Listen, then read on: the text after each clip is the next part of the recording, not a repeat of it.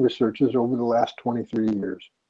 И на протяжении последних 23 лет Марк очень много времени уделяет изучению Упадеша Сутр, то есть классическим текстам, на которых основан Джаймини Джьотиш.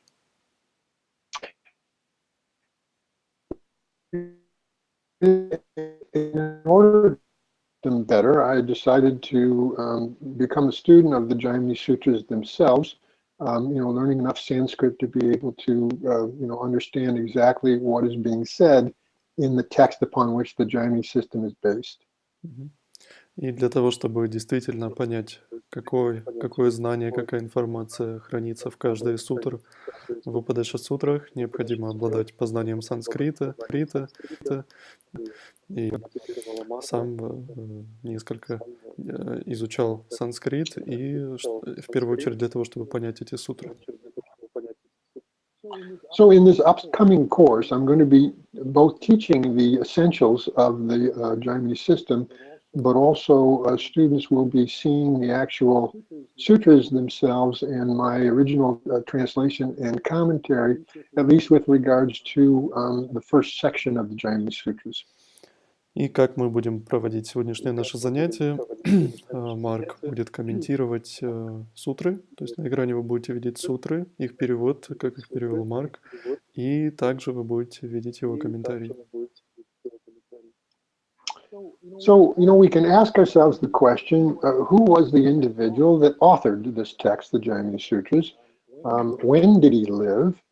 And was he, you might say, the inspiration for this system? Did he cognize it out of his enlightened states of consciousness? Or was it a pre-existing oral tradition that he learned from a teacher and then wrote it down in his treatise? И первый вопрос, с которым нам нужно разобраться, это кто является автором этой системы, когда и как он жил.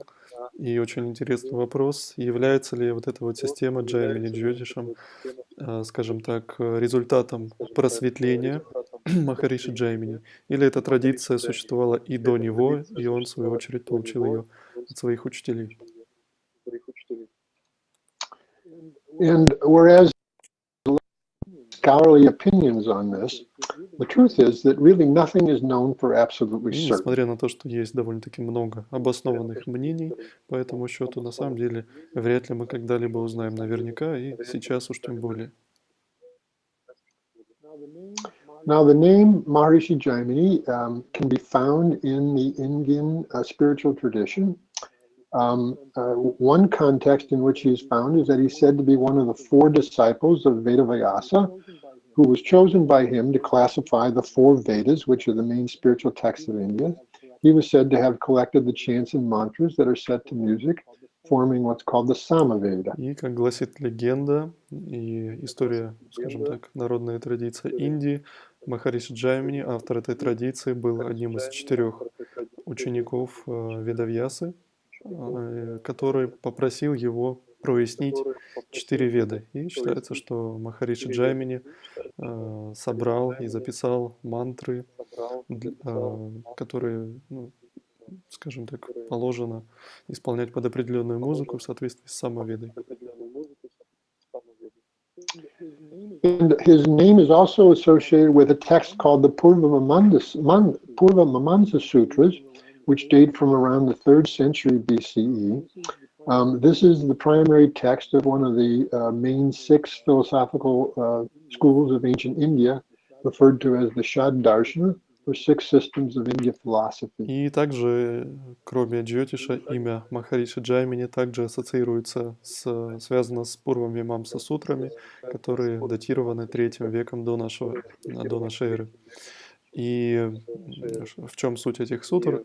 Там излагается учение карма-мимамсы, то есть это одна из 6 традиционных индийских философий, которые называются шаддаршаны.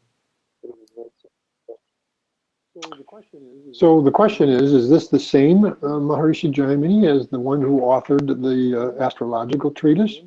And again, really nothing is known for certain. Most scholars think probably not. И вопрос следующий. Является ли этот автор системы Пурва-мимамса сутры, точнее этого писания, и тот Джаймини, мудрец, который написал, составил Джаймини Джьотиш, являются ли эти две личности одним человеком, или все-таки нет? Ну, это вопрос без ответа. Some scholars speculate that Jaimini was Vedavyas's disciple and therefore he learned astrology from Parashara. But again, this can only be pure speculation.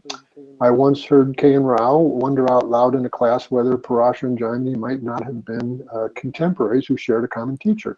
Некоторые ученые говорят, что, возможно, мудрец Джаймини изучил астрологию от отца Ведавьясы, от Парашары, но, опять же, это только умственные спекуляции. Однажды Марк слышал, как Рао однажды в классе так громко спросил, такой риторический вопрос задал.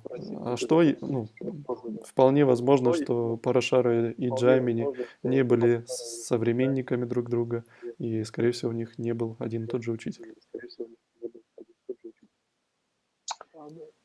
But since, so nothing is really known for certain about the author of the Jaimini Sutras, but, all scholars agree that this particular text exhibits a unique astrological genius that separates it from, others in the literature of Jyotish. То есть система Джаймини — это такая вещь, где даже что касается истории этой традиции, ничего не ясно, и тем не менее, несмотря на это, все астрологи, которые изучают Джаймини сутры, полностью согласны, что это гениальная система астрологии, которая, к тому же, очень сильно отличается от других систем и других классических текстов Джьотиш. The author, interestingly enough, refers to his own work as Upadesha, a term that literally means bringing one close, and in this particular context refers to initiating students into this sacred science of this specialized branch of Jyotish. Автор назвал свои работы, свое писание Упадеша. Упадеша дословно означает приближать к себе или находящийся рядом. И в этом контексте означает, что для того, чтобы получить знание этой традиции, ученик должен получить инициацию, соответствующую своего учителя. And even at numerous times, even within his own text, the sage refers to other standard works on astrology, refers the student to these in order to learn such basic features as divisional charts. And therefore, it's clear that this is something of an auxiliary work that's meant to add something additional and unique to what existed previously. И в самих сутрах мудрец Джаймини ссылается на другие стандартные писания, на другие классические писания астрологии, описывая, например, такие базовые принципы Джьотиша, как варги. И, соответственно, становится очевидно, что эта система, она базировалась на чем-то, что было уже до этого, и она добавила что-то уникальное в эту имеющуюся систему. The problem with the text is the way in which it's written makes it actually very difficult, if not impossible, to fully comprehend. Основная проблема всех сутр заключается в том, что этот текст написан таким образом, что как минимум очень сложно, а скорее вовсе невозможно полностью понять этот текст. It's written in what's called the Sanskrit sutra form, which is possibly the most compact and abbreviated literary form ever invented. Текст, который называется Джаймини сутры, там есть слово сутра, что означает определенная такая вот комбинация слов, где заключено где очень много смысла в малом количестве слов, и более того, этот смысл, он не очевидный. Sutra means thread, and in this exceedingly economical style of writing, only the barest thread of meaning is conveyed. Сутра значит нить, и это самый такой вот экономичный стиль передачи информации. Используя сутры, мудрец передает очень много информации, используя очень мало слов.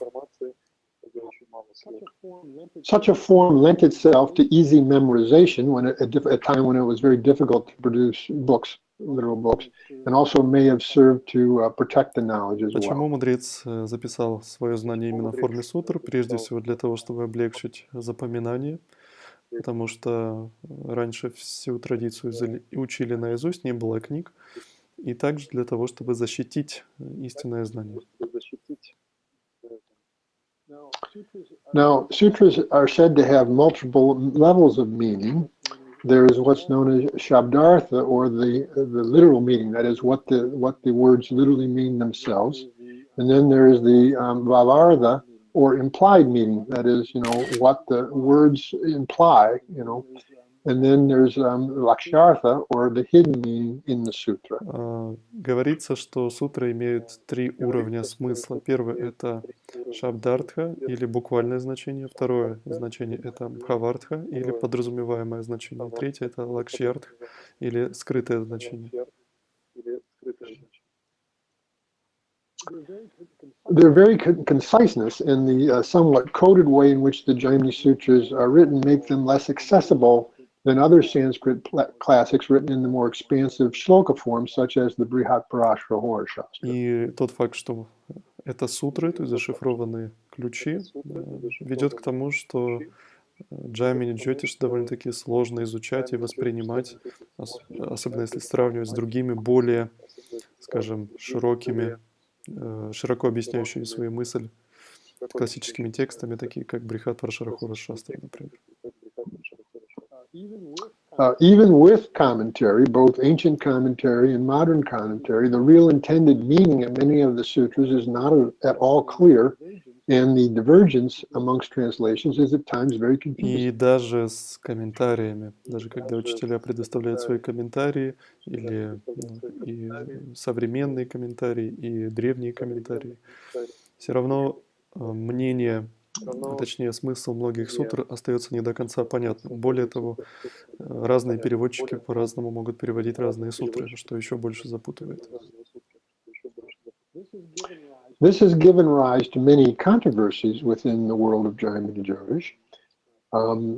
Fortunately, divergence in translation is not always the norm. Many sutras are quite clear, and there's a complete consensus among translators and commentators as to their intended meaning. К счастью, все не так плохо, и насчет некоторых сутр, насчет части сутр, все переводчики согласны над их значением, то есть они не спорят. Поэтому какие-то сутры проблемные для перевода, какие-то имеют абсолютно очевидный перевод. But for those sutras that aren't clear and that are therefore controversial in their meaning, this is where one needs a teacher, in the teacher's experience, in order to understand these correctly. Если вы хотите понять смысл сутр, над смыслом которых бьются даже профессиональные переводчики, вам необходим учитель, который пояснит смысл этих шлок сутр. Now, the present-day publications of the Jaimini Sutras, at least the English version, usually consist of 4 adhyayas or chapters, each of which have 4 padas or parts. На текущее время, по крайней мере на английском языке, имеются 4 публикации Джаймини Сутр, то есть 4 части, 4 тома, которые называются адхьяя, и в каждом томе 4 части или пады.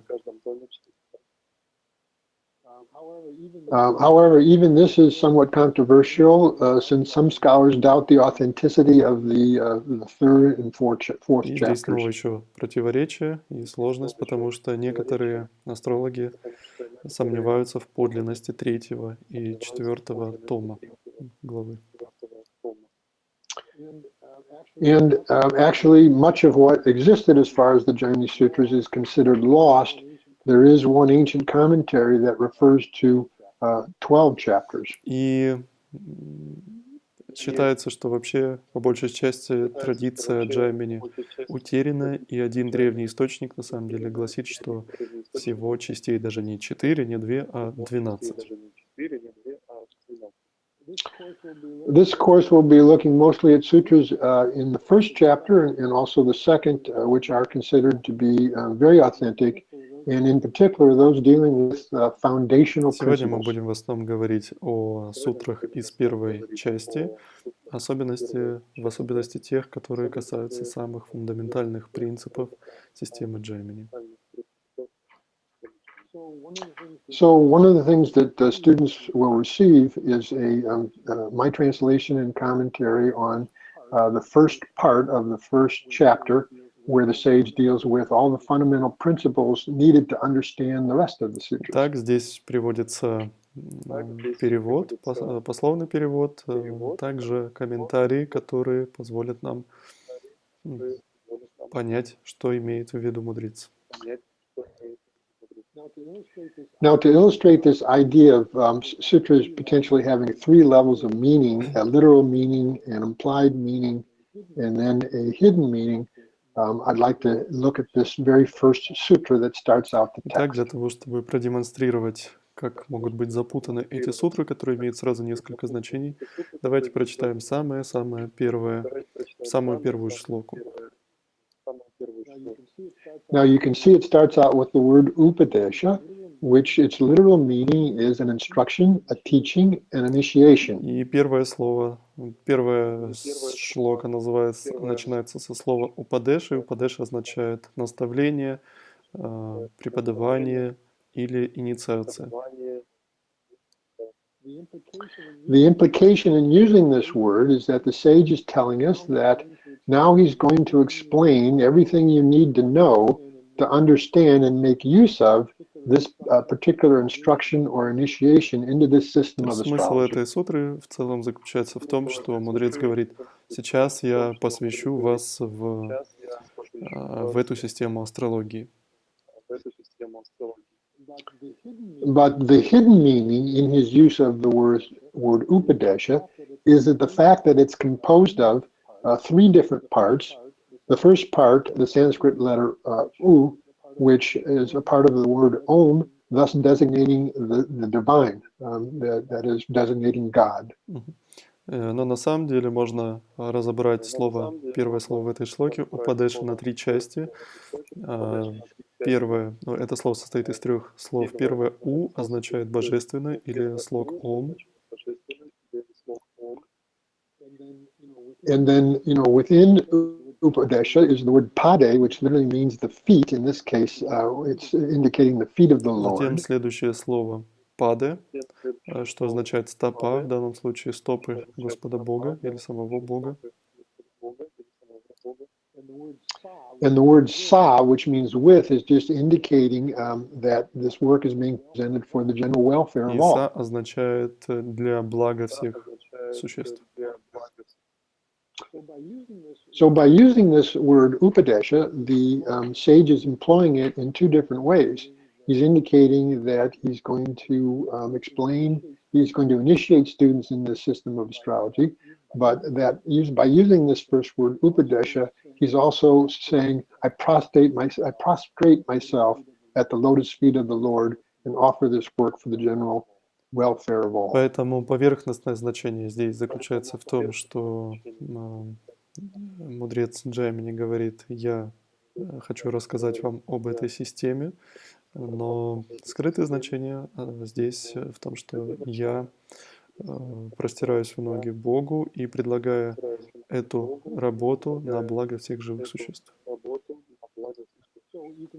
So you can see by these two sutras that I've showed you here, the Sanskrit, how exceedingly concise they are, how terse they are, short. Поэтому, вот видите, так мало слов, всего 3 слова, даже вот это вот одно слово «упадеша», а так много значений.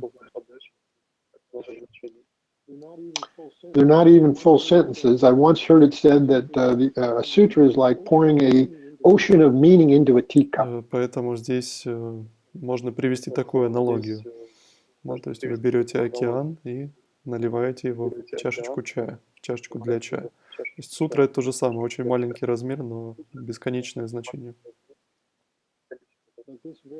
But this very conciseness is what makes the text so difficult, because oftentimes there could be different interpretations of these very concise statements. Но, с одной стороны, этим можно восхищаться, но с другой стороны, это создает много сложностей, потому что многие авторы или переводчики спорят над тем, что здесь что подразумевается в шлоке, как это понимать и так далее. So in this first section, the sage describes all the distinctive features of this particular system and what makes it different and separates it from the more standard Parashari system of Jyotish. Первым делом, о чем пишет мудрец Джаймини, он описывает эту систему, сравнивая ее с системой Парашари. То есть, даже не сравнивая, он описывает отличия от системы Парашари. And so now I just want to quickly outline what those distinctive features are. Obviously, in the course, we're going to be going into each of these much more in depth. Поэтому сейчас Марк очень кратко, но наглядно продемонстрирует, в чем основные отличия Джаймини и Джьотиша. Но, естественно, на курсе мы каждому пункту уделим очень много времени. The first distinctive feature that he mentions is what's called Rashi Drishti, meaning aspects that happen between signs, not planets. Первое, о чем говорит Джаймини, мудрец Джаймини, это то, что называется Раши Дришти, или знаковые аспекты. То есть здесь аспекты не между планетами, а между знаками.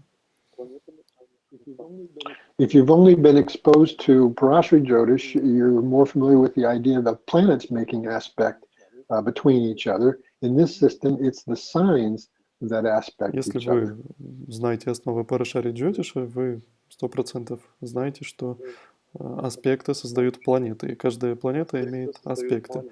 Но в системе Джаймини планеты не имеют аспектов, аспекты имеют знаки. And therefore, planets make aspect of each other by being in signs that aspect each other. Здесь, по сути, можно сказать, что планеты дают аспекты, основываясь на знаках, в каких они находятся.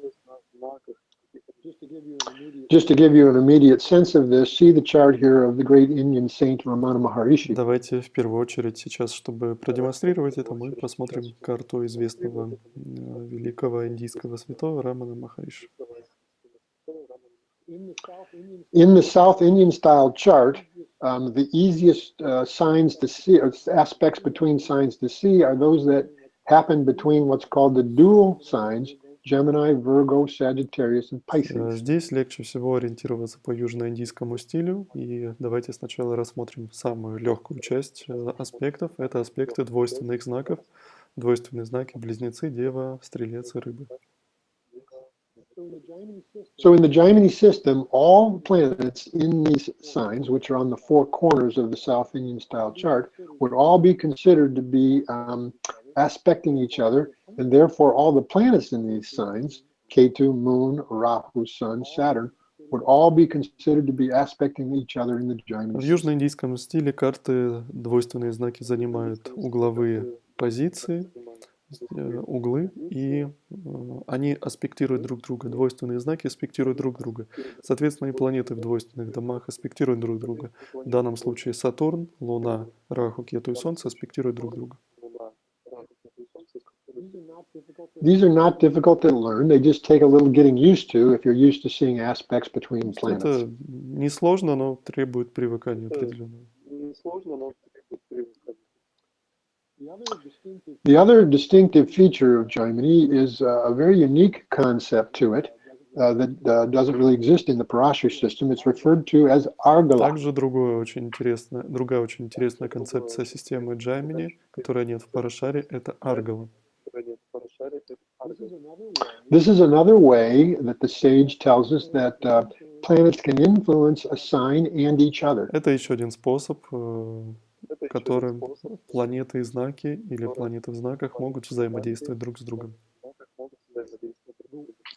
The word Argala literally means a wooden bolt, a kind of a bolt that would fasten and bolt a door or bolt a trunk or bolt a lid of any box.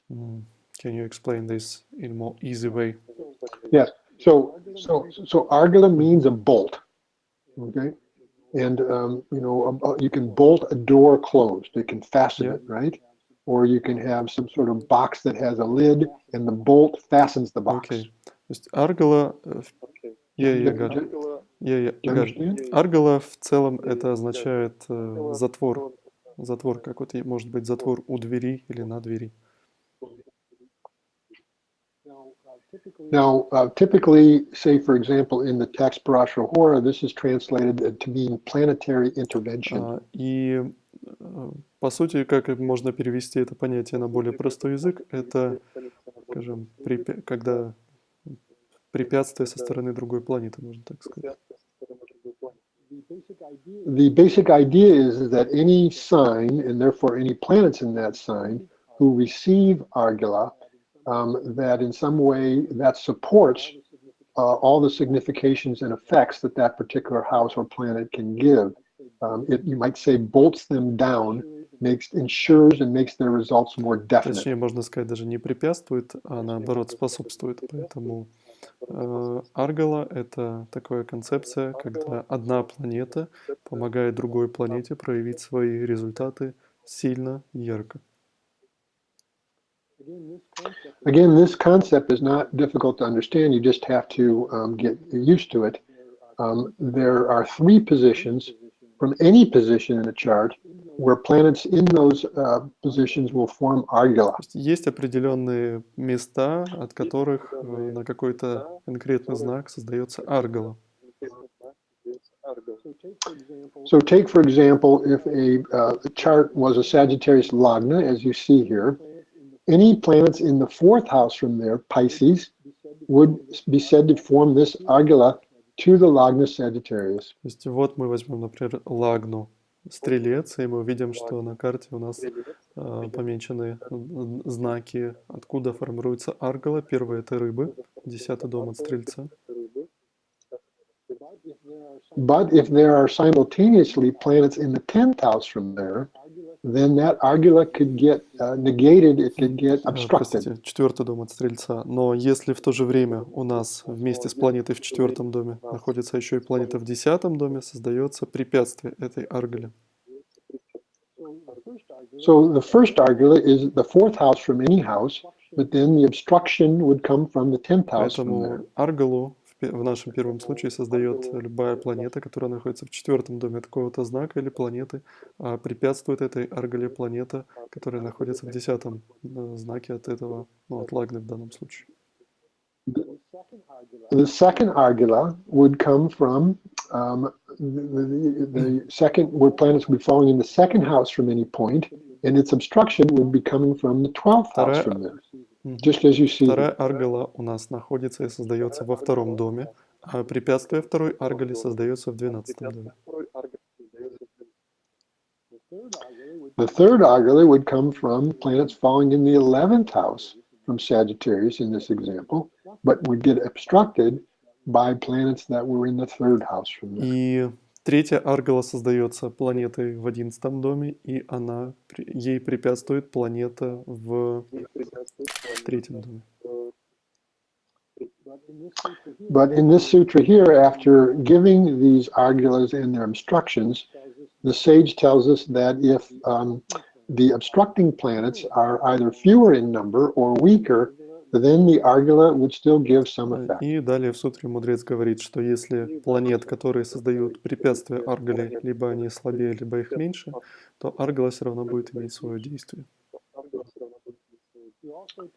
He also tells us that if there are 3 or more natural malefics falling in the 3rd house from any place, it will give an unobstructed Argala, meaning there's no obstruction to this Argala if there are 3 or more natural malefics falling in the 3rd house from any sign, any house within Также the мудрец здесь делится уникальным принципом. Он говорит, что если в 3-м доме от какой-то планеты или знака находится 3 или более естественных вредителя, то создается Аргала, которой ничто не может помешать. When we say natural malefics here, we mean planets such as Mars, Saturn, the Sun, a dark moon, and Mercury exclusively associated with. То есть, что здесь подразумевается под естественными вредителями? Это Марс, это Сатурн, это Солнце, это темная Луна и Меркурий, который соединен только с вредителями. So Argula is one of a very key and important concept within Jaimini. When you're interpreting a particular dasha, a particular sign dasha within Jaimini, seeing whether it has Argula or is obstruction is a key point of И interpretation. когда мы анализируем какую-то дашу, какой-то период, какую-то знаковую дашу, то есть не парашари дашу, а Джаймини дашу мы анализируем, мы обязательно должны рассматривать аргалу для того, чтобы сделать выводы о том, что принесет эта даша. This will become more clear as I illustrate this point later on in the presentation. Станет понятнее, потому что мы это чуть-чуть попозже еще к этому вернемся. Probably the most distinctive and unique central feature of Jaimini Jyotish is the use of what's called charakarakas or changing karakas. Пожалуй, наиболее яркой чертой Джаймини Джотиша является то, что называется чара карака. Карака значит сигнификатор, а чара значит подвижный, то есть меняющиеся сигнификаторы. So you see these here, and again there is some controversy within the world of Jyotish as to whether one should use 7 karakas or one should use 8 karakas, including involving the Rahu. You'll see different Jaimini practitioners using one or the other. K.N. Rao, my teacher, insisted that one should use only 7 karakas, and I have followed his example, and I believe this gives the best and correct results. И здесь, если говорить о караках, начинается, пожалуй, пожалуй, главное противоречие Джаймини Джотиша, потому что некоторые астрологи говорят, что следует использовать 8 карак, некоторые говорят, что следует использовать 7 карак. Мой учитель Рао, говорит Марк, всегда настаивал на использовании только 7 карак, то есть там, где не включается Раху. И Марк говорит, я следую его наставлениям и убедился, что это верный путь, и он приводит к правильным результатам. So the most important karaka is the planet in anyone's chart that has the highest degrees in any sign, excluding Rahu and Ketu. Самая первая и самая главная карака – это планета с самым высшим градусом в каком-либо знаке, за исключением Раху Кету. And this becomes the indicator of self, the indicator of soul. In the Parashari system, you can think of it as being like the Lord of the first house. Это становится сигнификатором души, то, что называется атмакарака. И в Парашаре Джьотише можно сравнить вот эту вот концепцию атмакарака как с управителем первого дома в Парашаре Джьотише. And the planet with the second highest degrees becomes what's called the Amatya Karaka. Amatya means like a king's companion. И следующая карака – это Аматья карака. Аматья значит советник короля. I'll be showing in the course how this indicator is used in the chart to evaluating, one's karma with regards to both financial matters and also status in life, И position. на курсе Марк будет нам всем показывать, как использовать Аматья караку для суждения о карьере человека, его статусе, так и о его финансовом положении. And then we see the different karakas here. The planet with the third highest degrees relates to matters pertaining to the third house, such as Затем мы видим siblings. третью караку. Братри карака – это карака, которая связана с братьями и сестрами младшими. Matri Karaka literally means mother. It's the planet with the fourth highest degrees, but Sri Rao shows, and what I'll be showing in the course, how this Karaka can be used to make predictions with regards to all matters pertaining to the fourth house, such as also property and И vehicles. четвертая карака с четвертым по высоте градусам, это то, что называется матри карака, дословно индикатор или сигнификатор матери.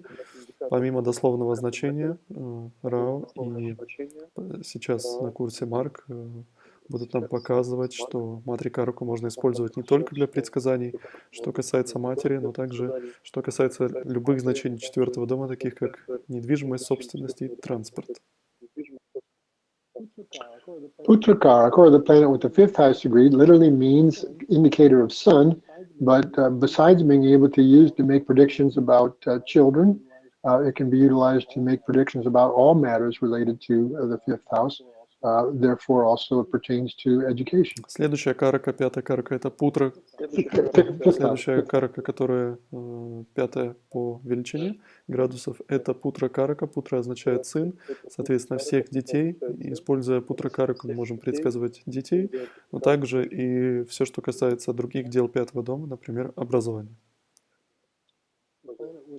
The planet with the sixth highest degrees are referred to as the Gyati Karaka. The word literally means relatives, but it can be utilized to see all matters pertaining to the sixth house, some of the more unfavorable ones also, like illness and debt and injury. Шестая карака – это гнати карака. Гнати карака означает сигнификатор родственников. Это шестая карака. Но помимо родственников, используя гнати караку, можем предсказывать всевозможные неприятные вещи, такие как долги, болезни, препятствия и так далее.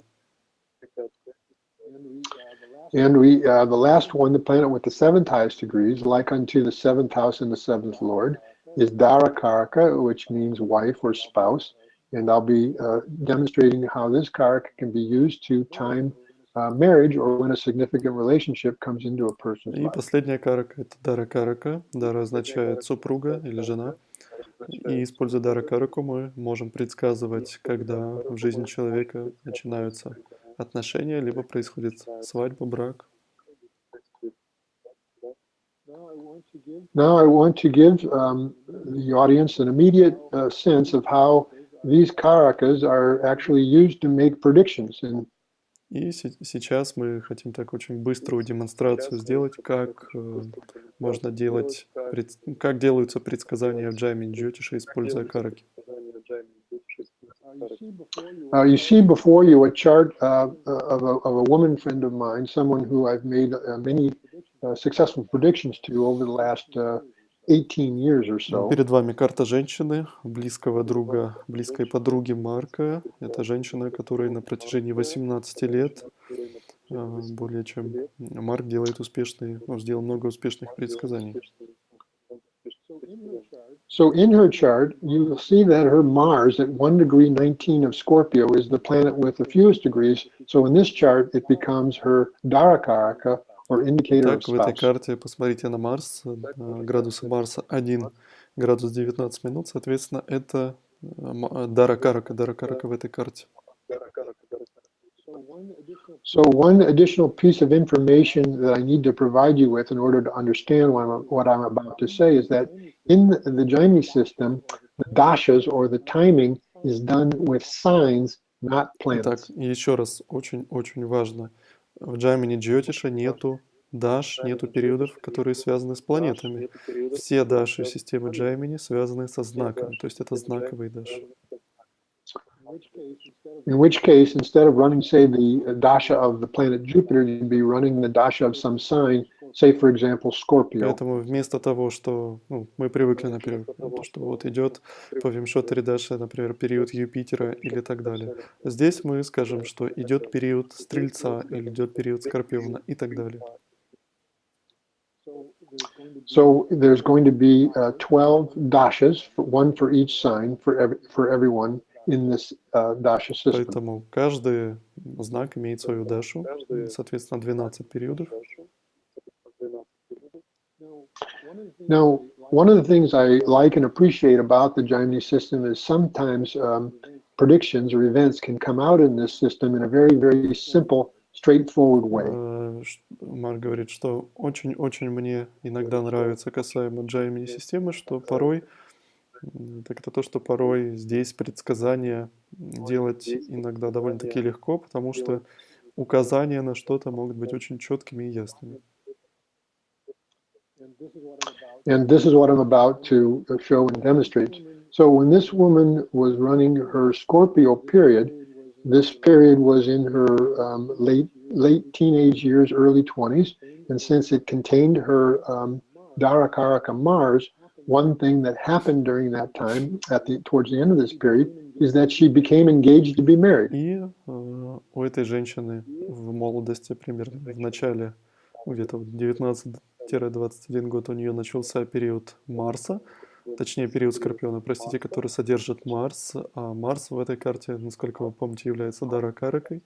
И что произошло в период Скорпиона, это то, что ей предложили, ну, она обвенчалась.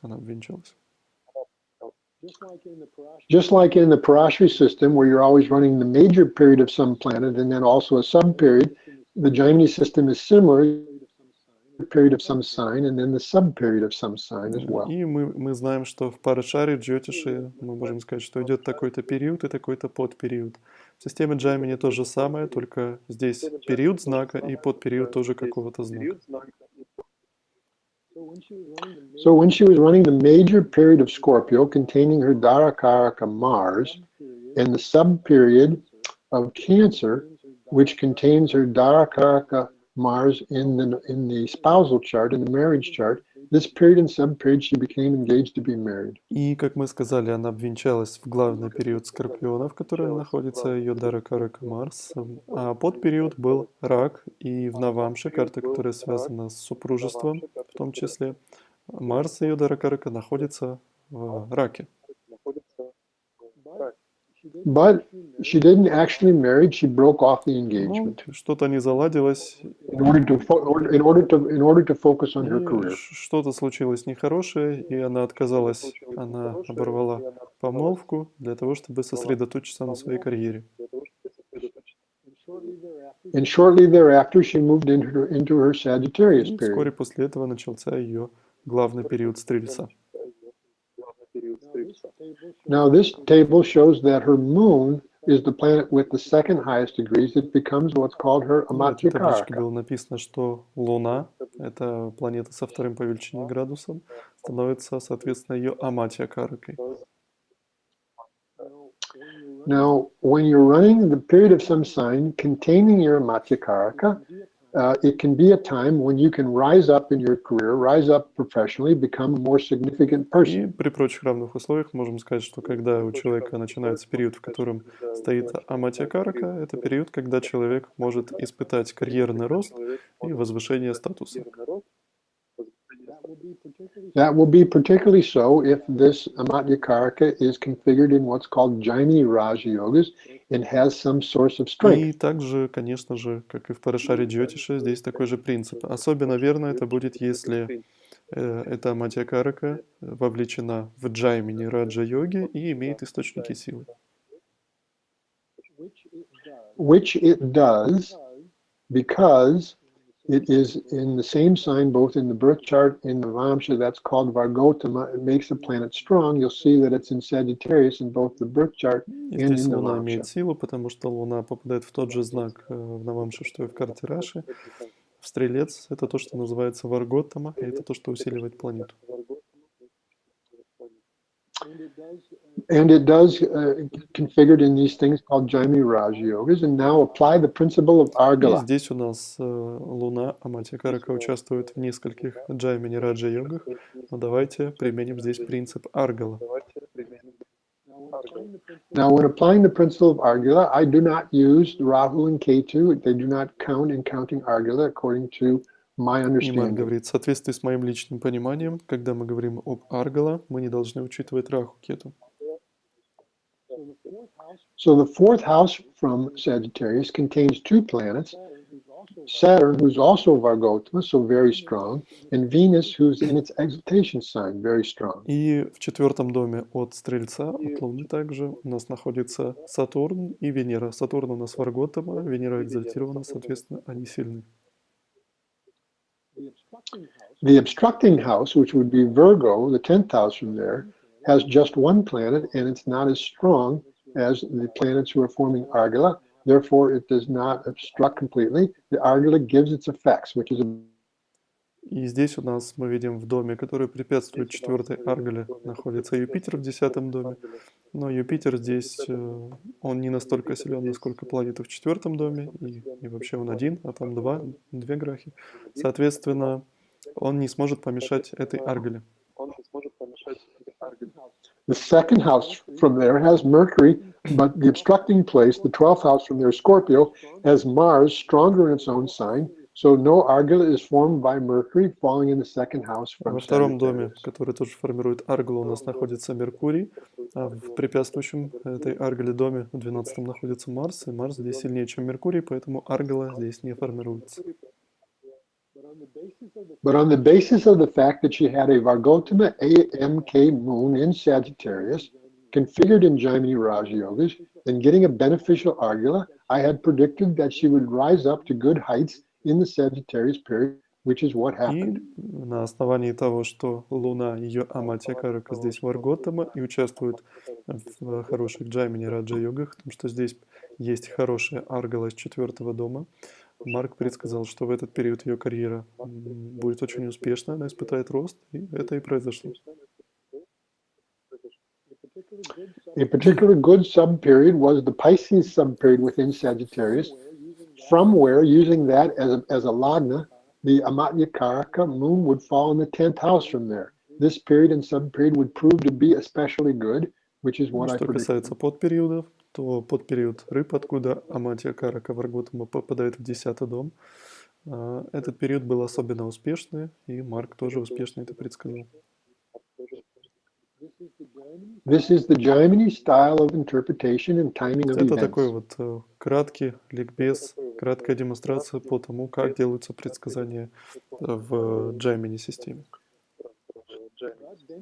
But then she moved into her Capricorn period, which is the 5th house of her birth chart, and also contains the planet with the 5th highest degrees, И Mercury. потом, после Стрельца, у нее началась другая Даша, Козерога, который является 5-м домом в ее карте, и также в котором содержится Меркурий, который является Путра Каракой, планетой с 5-м по величине градусом.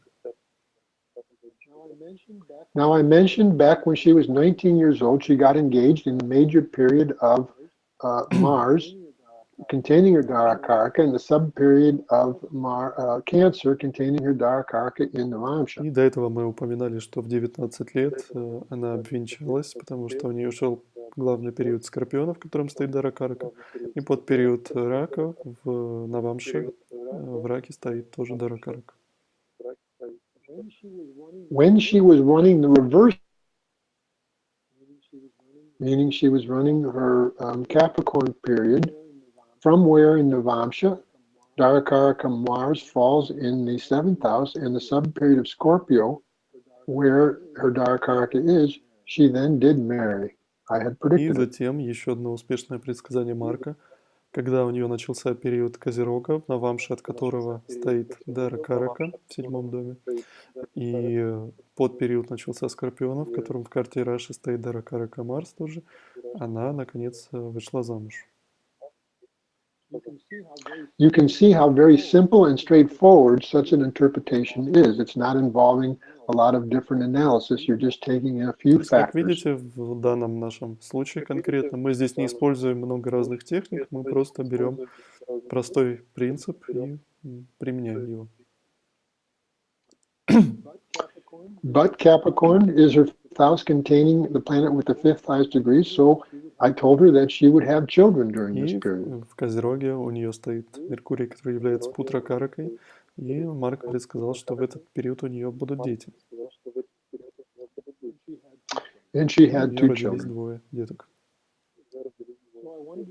So I wanted to show you these examples to give you some idea of how predictions are made using this system, combination of Jaimini's Charakarakas and using Jaimini's sign-based Поэтому dashas. это была такая вот краткая демонстрация того, как можно делать предсказания, основываясь на учении о караках и обладая информацией о периодах, знаковых периодах. Now I will use my own chart in order to further illustrate this idea. If you look at my chart, you see that Taurus, the 9th house of my birth chart, contains Venus in its own Теперь sign. еще одна демонстрация на собственной карте Марка. Если вы посмотрите на карту Марка, вы увидите, что в Тельце, в 9-м доме, стоит Венера в своем собственном знаке. But in my chart, Venus is the planet with the 4th highest degrees. It becomes the MK. And so one idea would be that in this period, because it contains the MK, one could acquire property. One could acquire a home because the MK carries all the significations related to the fourth house as well. И когда начался период Тельца, мы можем сказать то, что Венера Матри Карака, планета с 4 градусами. Соответственно, могут проявиться какие-то дела с недвижимостью, с собственностью, землями. And prior moving into this period, I had predicted in a classroom to some students of mine that I would, during this time, acquire a property, and it did happen. До того, как у него начался этот период, Марк однажды в классе публично заявил, что когда у него наступит этот период, он приобретет собственность. Now, this is the chart of former U.S. President John Kennedy.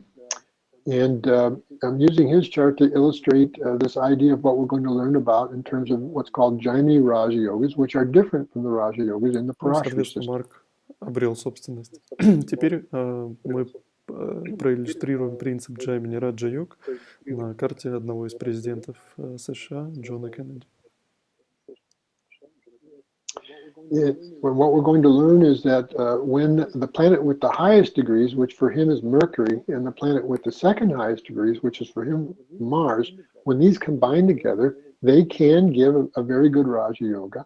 И одна из таких самых простых, но в то же время хороших раджа-йог в системе Джаймини – это связь между Атма-каракой и Аматья-каракой. Когда между ними есть связь, это может при прочих равных условиях дать человеку хорошее положение. But just like in the Parashara system, just having this combination does not ensure a good Raja Yoga. Planets involved have to have sources of strength. Но так же, как и в системе Парашари, просто наличие какой-то йоги, в том числе раджа-йоги, не гарантирует, что будет результат, потому что планеты должны быть сильными. In order, or have other beneficial features associated with them in order to actually give a Raja Или Yoga. также иметь какие-то другие благоприятные влияния для того, чтобы проявить результаты этой раджа-йоги. Now, in this case, apply the principle of Argala. И в данном случае примените, пожалуйста, принцип Аргала. He became president in his Aries period, the period containing his AKMK Raja. Он стал президентом в период Овна, в котором находится его Атма-карака и Аматья-карака. And this Raja Yoga and Aries in general gets very supported, gets very locked down by the Argala of planets being formed in Taurus, the second house from there, with no obstruction from planets in the 12th house from there, Pisces. И эта Даша, и эта комбинация становится, скажем так, стабильной, надежной, обещающей яркий результат, потому что здесь есть сильная аргала, и которой, более того, ничего не противодействует. In this case, it's also referred to as a Shubha Argala, meaning Argala formed by natural benefics.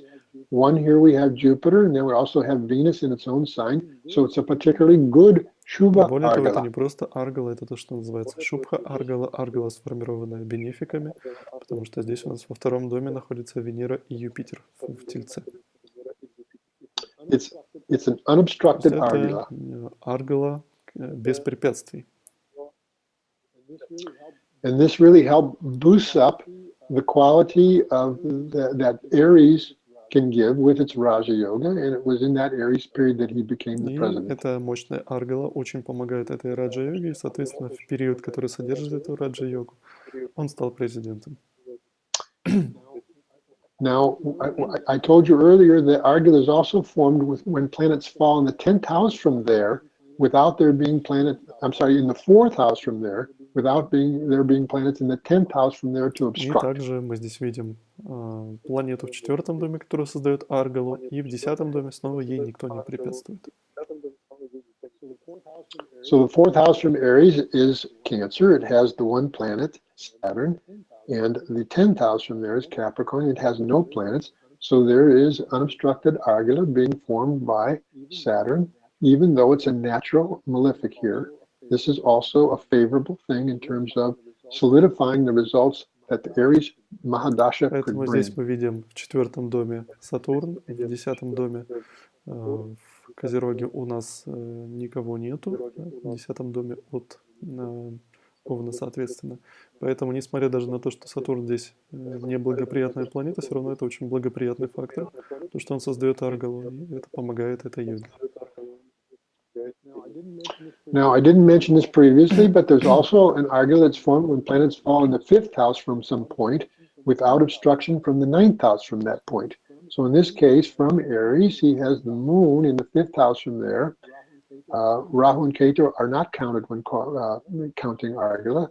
So the Aries gets an additional argala from the moon in the fifth house from На there. самом деле мы об этом еще не говорили, но аргала также создается планетой в пятом доме от какой-либо точки, и ей препятствует планета в девятом доме. В пятом доме мы здесь видим Луну, в девятом доме Раху, Кету, но мы их не учитываем, соответственно, еще один плюс к этой раджа-йоге. Based on all of this, it was quite predictable that the Aries period could prove very special in terms of raising him up very high. Поэтому все эти благоприятные факторы очень помогли этой раджа-йоге, и он стал президентом. But one thing we're also going to be learning in the course is not just combinations that can give you position and raise you up, but combinations that can cause misfortune. These are called arishta yogas, particularly as they pertain to a person's health. На курсе мы также будем изучать не только хорошие йоги, но и плохие йоги, особенности те, которые называются аришта-йоги, те, которые ведут к несчастьям, особенно что касается здоровья и болезней. Now, in the Parashara system, the first house and the first lord are to be evaluated this way because it's those factors that pertain to the В body. системе Парашари что мы будем анализировать? Мы будем анализировать лагну, первый дом, первого управителя, потому что они соотносятся или связаны с телом. In this system, the planet with the highest degrees, the Atmakaraka, like the first lord, takes on those significations of the В person's системе body. Джаймини сигнификации тела у нас соотносятся с атмакаракой. And you see here that it's Atmakaraka is with Mars, the Amatikaraka forming good Raja Yoga, but Mars also has to be understood here as a natural malefic. It's falling in the eighth house with the eighth lord. This is Akshal forming a Jaimini Arishta Yoga.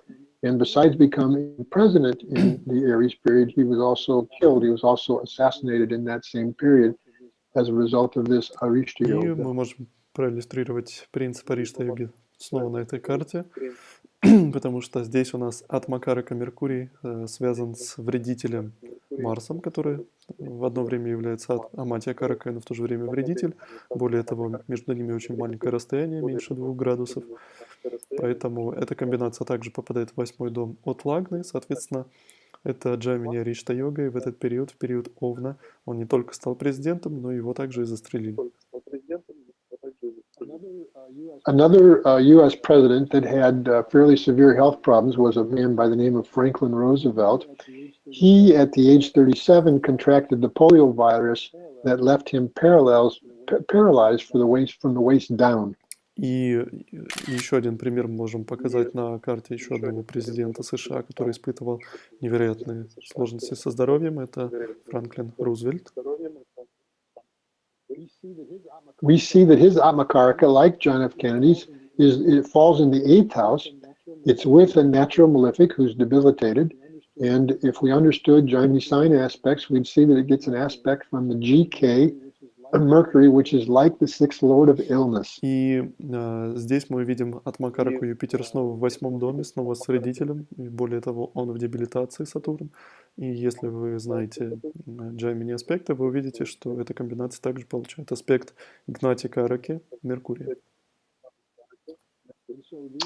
And so this is an example of a Jaimini Arishta Yoga that showed the potential for health problems and misfortune that way. Поэтому мы снова увидели здесь Аришта-йогу, которая привела к соответствующим результатам проблемы со здоровьем. Серьезные. So I just wanted to have you see these examples. These are the kind of things that we're going to be learning in the course. Все вот эти вещи мы будем очень подробно разбирать на курсе. Будем каждый пункт, каждую тему подробно разбирать и анализировать. Now, some other distinctive features of the Jaimini system. In this system, the sign always equals house. There's no question of, say, a Rashi chart versus a Bhava or a house chart. in Jaimini, sign always equals house, and it therefore simplifies В этой matters. системе нет никакого различия между картой Раши и картой Бхавачалит, потому что здесь во всех случаях абсолютно знак равно дом. Another characteristic of this system is the use of many special Также lagnas. еще одна яркая черта этой системы Джаймини — это то, что здесь используется очень много лагн. So, but actually, before I talk about that, I want to talk about another feature of this system called padas. Но также давайте пока перед этим мы обсудим еще одну интересную вещь — это пады. Sometimes referred to as Иногда их arudas. называют также арудха. The pada of a house is like a mirror reflection of it, and that mirror reflection therefore carries some of the significations of that house and can therefore be used to predict events related to the mirrored И house. пада, какова, скажем так, с чем можно сравнить систему пад, так это система зеркал. То есть пада — это как бы зеркальное отражение какого-то дома, и, соответственно, туда переносится определенная часть энергии этого дома. The pada of a house is how many houses a lord of a house has gone from there and counting an equal number. In the example here, if a person had an Aries Lagna chart, Mars is the lord. In this case, it goes counting forward in the zodiac, it goes 5 signs to Leo, counting 5 signs more from there inclusively brings us to Sagittarius. For this chart, the pada Lagna, the pada of the first house, would be И Sagittarius. в данном случае, чтобы продемонстрировать, как считаются пады, вы берете дом, вы берете его управителя, считаете, насколько он ушел, и прибавляете еще столько же, такое же количество. То есть представим, здесь у нас лагна Овен, управитель лагна Марс попал в Лев, в 5-й дом, в 5-й знак оттуда. Мы считаем 5 оттуда и попадаем в 9-й дом, 9-й знак Стрелец. Соответственно, там у нас пада первого дома, или то, что называется пада лагна. So each house has a pada, and the way in which these padas can be used predictively, say for example, you were running the pada of the 7th house.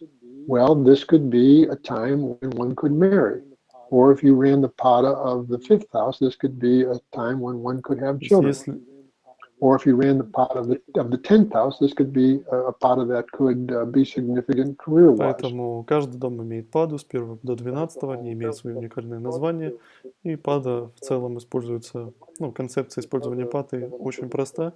Предположим, при прочих равных условиях у вас идет Даша, где находится пада 7-го дома, значит, вы можете жениться или выйти замуж. Где находится пада 5-го дома, значит, вы можете выйти замуж. В смысле, ребенок может появиться. Если, например, идет Даша, где находится пада 10-го дома, это очень хороший период, может быть, для вашей карьеры или статуса. So this is another distinctive feature of the system, the use of padas. Еще одна отличительная особенность этой системы – это использование пад. The last distinctive feature I want to talk about is the use of special lagnas. Ну и последнее, о чем мы сегодня поговорим, это использование особых лагн.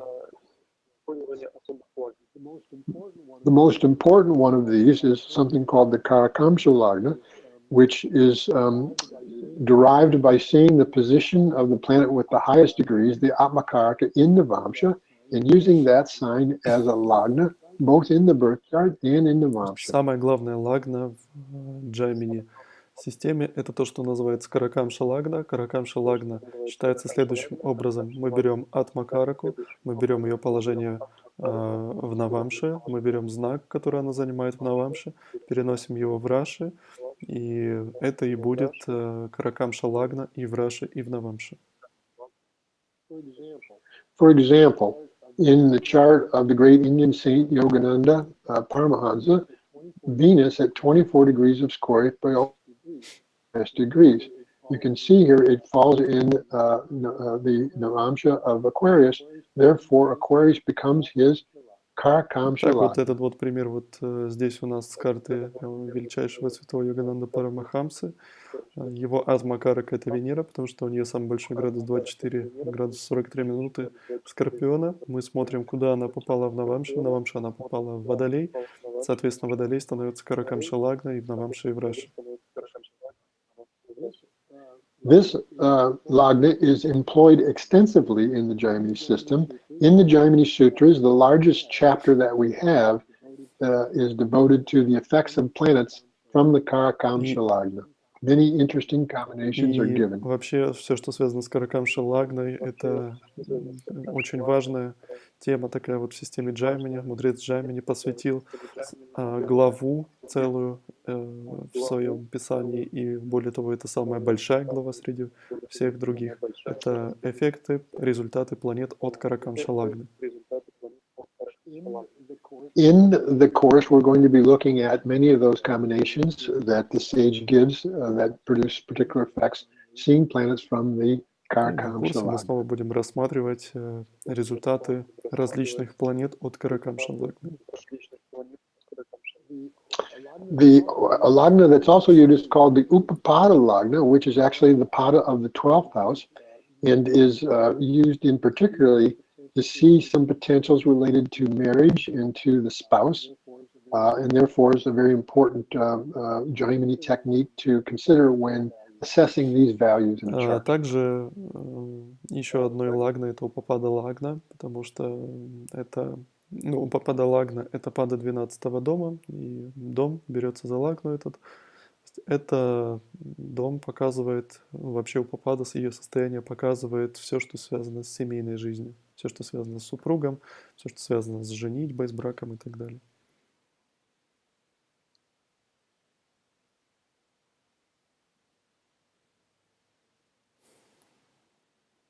Так, что-то Марк завис.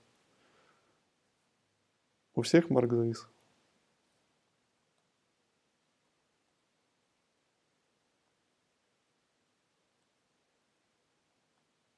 Ну ладно, подождем.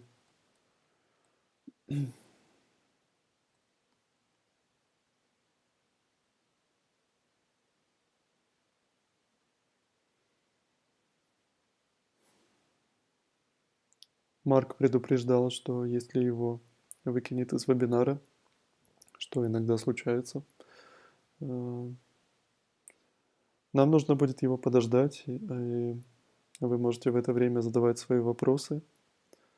Марк, сразу предупреждаю, никогда не отвечает на вопросы касаемо чьей-то личной карты, поэтому задавайте вопросы, которые будут интересны всем.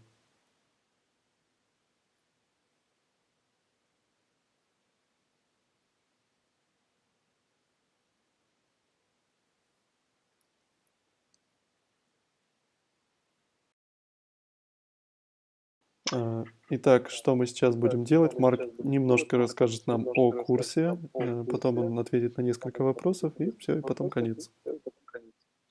So the structure of the course is that there are 8 lessons, each of 1.5 hours apiece.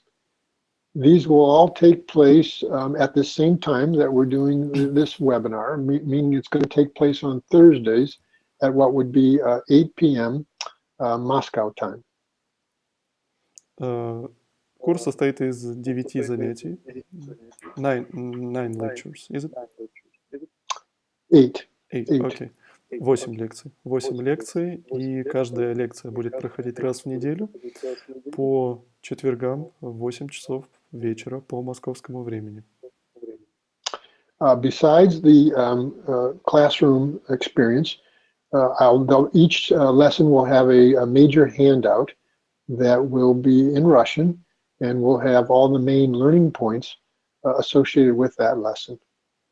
И каждую неделю, помимо лекций, помимо презентаций, также вы будете получать раздаточный материал на русском языке, который будет связан с темой на эту неделю. Each lesson will be recorded and then distributed to students who are registered for the course. So if you can't attend a particular course, it doesn't mean you're going to miss it. You can always have the recording. And plus, you can always repeat the lesson with the recording to solidify your learning. Кроме того, каждое занятие будет записываться, поэтому если вы пропустите очное занятие, вы все равно сможете просмотреть запись. И также, конечно, вы сможете повторять занятия, потому что снова у каждого будет возможность получить запись. And I know that, the ruble has fallen versus the dollar, and therefore I've tried to make this course as reasonably affordable as possible. It's being offered considerably less than what this English version of the course is currently going on. И Марк говорит, что он в курсе экономической ситуации в нашей стране, насколько сейчас ослаб рубль по отношению к доллару, поэтому цена этого курса будет намного меньше в перерасчете на доллары, чем английская версия. So I will pause now, and you're able to ask questions by typing them out and sending them to Philip. Any questions about anything related to the course, anything that I've said now, or anything that I was explaining through my examples earlier? We'll give people an opportunity to do that. Окей. И сейчас вы можете задать несколько вопросов. Вопросы по поводу Джаймини Джотиша, в принципе, там несколько задали. Вы можете также задать вопросы, что касается курса. Пишите вопросы в письменном виде. Mark, when you were out of the webinar, I already asked some people to write, to send me the questions, so I'm gonna read some of them. The first question is, am I understanding the concept of argala right? Does the benefics give a good argala? So do they help the house? And the argala with malefics ruins the house. Is it so? No, that's not the correct understanding. Argala is always a favorable thing. Вопрос был в следующем. Правильно ли я понимаю, что аргала с естественно благоприятными планетами помогает дому, а естественно неблагоприятными наоборот? But there are different qualities of argala depending upon the nature of the planets who are forming the argala. Марк говорит, нет, это абсолютно неправильное понимание. Неважно, какая планета формирует аргалу, это все равно хорошее влияние. Единственный момент, что есть разные уровни аргал. Есть какие-то самые благоприятные аргалы, есть умеренно благоприятные аргалы.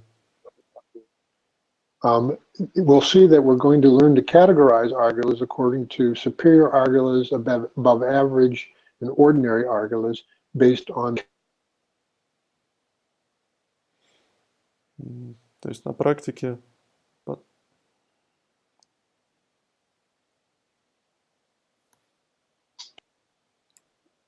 Mark, can you hear me? Yes, some problems Yes. with my connection, I think. So the last thing I heard is that there are three categories of argalas. We're going to learn to categorize argalas based on superior argalas, above average argalas, and ordinary argalas based on the composition of the planets. Поэтому на курсе мы будем учиться разделять категории, учиться понимать, к какой категории аргала относится лучшая аргала, средняя аргала, либо очень слабая аргала. Мы этому будем учиться.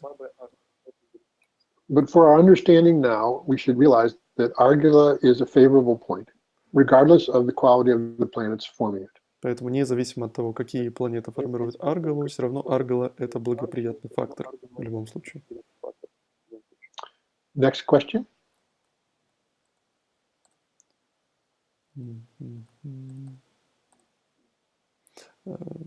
Is there any meaning when analyzing which planet is connected with a certain pada? Oh, well, yes. We're going to learn a very systematic method for interpreting the sign dashas, which would include consideration of if they form any padas, and the planets that are there, whether they're natural benefics, natural malefics, what kind of karakas they are, do they form any yogas. We're going to learn a methodology for evaluating all of that. Вопрос. Имеет ли значение, с какой планетой находится пада? Марк говорит, да, конечно, имеет. Анализ Джаймини Джотиша, он очень такой вот объемный, масштабный. Этому всему будем учиться на курсе. Мы будем учиться, как взаимодействуют пады с караками, какой результат от естественно благоприятных планет, естественно неблагоприятных планет и так далее. То есть как это все собрать воедино. For example, natural significations of planets come into play here. If, for example, you're running you're running the house that's the pada of the fifth house, and it also contains Jupiter, who's the natural significator of children, this could be a period and subperiod where you could have a child, whether or not Jupiter is the planet with the fifth highest degrees, the Puchukak. То есть такой вот пример. У вас идет период, у вас идет Даша, где находится пятая пада, пада пятого дома, и также находится Юпитер. То есть Юпитер является сигнификатором детей, естественно, да, независимо, является он путракаракой или нет, неважно. Потому что Юпитер и пятая пада отвечает за детей, этот период вдвойне может принести детей. Next question. Next question is from Olga Maido. I think you know her. Yes. Will we talk about combinations of karakas and which result they produce, combinations of different karakas? Well, the way in which we'll primarily be talking about is the way in which karakas combining together form different yogas. Оля, That's the way in which we'll primarily be talking about them. Оля задала вопрос, будут ли рассматриваться комбинации карак и результаты, которые она дает, эта комбинация. Марк говорит, мы будем говорить о тех комбинациях карак, которые образуют определенные йоги. But in a general way, yes. Let me just use a concrete example. Say, for example, the person's Dara Karaka is conjunct to the planet who's also the GK, the Gyati Karaka, right? Then this would be, from the Jaimini standpoint, considered something of an affliction to the Dara Karaka and could, indicate, difficulties in marriage and with the spouse. Такой простой пример, который будет понятен всем. Предположим, у человека в карте соединена его Дара Карака, планета с самым маленьким градусом, и Гнати Карака, сигнификатором дел шестого дома. То есть, если они соединены, то это может указывать на проблемы в супружеской жизни. Это некого рода поражение семейных дел. So in that way, we'll come to consider, different karakas combining with each other and what that might mean. Поэтому, примерно по такой схеме мы будем рассматривать различные комбинации карак. Next question. Next question is,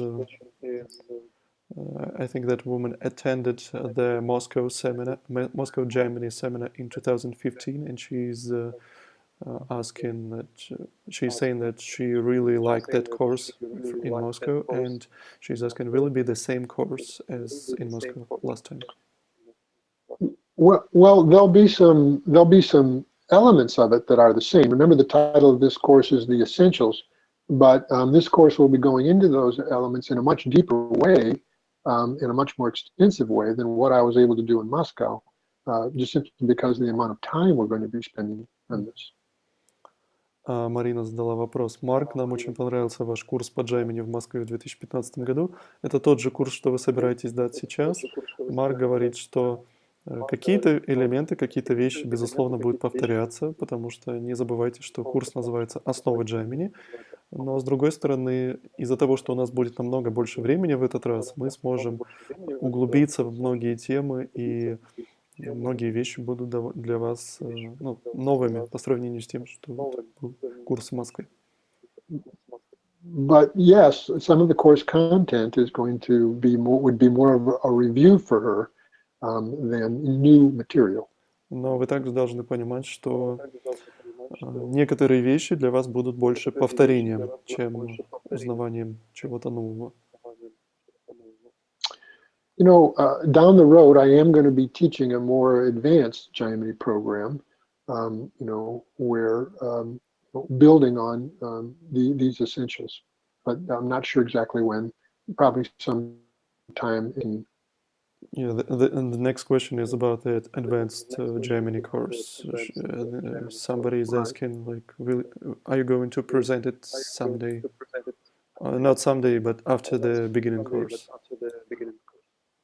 Yes, partially this is up to Inna and my translator Philip as to whether they want to get involved in that, because I'm reliant on them. But yes, it would be I'm going to actually be teaching a lot of things online going forward, and more advanced Jamini material, building on the Essentials course, is going to certainly be a part of that. Мгм. Вопрос, планирует ли Марк представить вторую часть курса Джаймини после окончания этого вводного курса? Марк говорит, что да, продвинутый курс он планируется. Марк говорит, это по большей части зависит не от меня, а от Инны, организатора и переводчика Филиппа, поэтому как мы с ними согласуем, так и будет. Когда, точнее, будет. So we'll have time for just a few more. We will conclude. If there are any more. Okay, another question about Argala. If a retrograde planet is given Argala, will it give delays?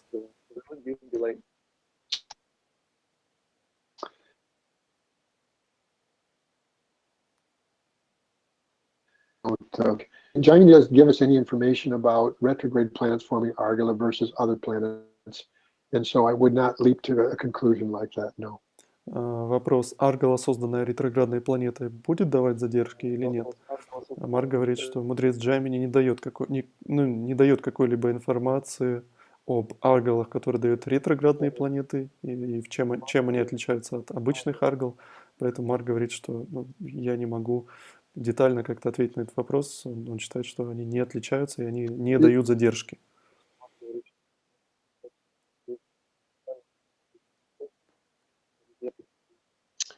But my truthful answer is I've never researched that point, so I can't say.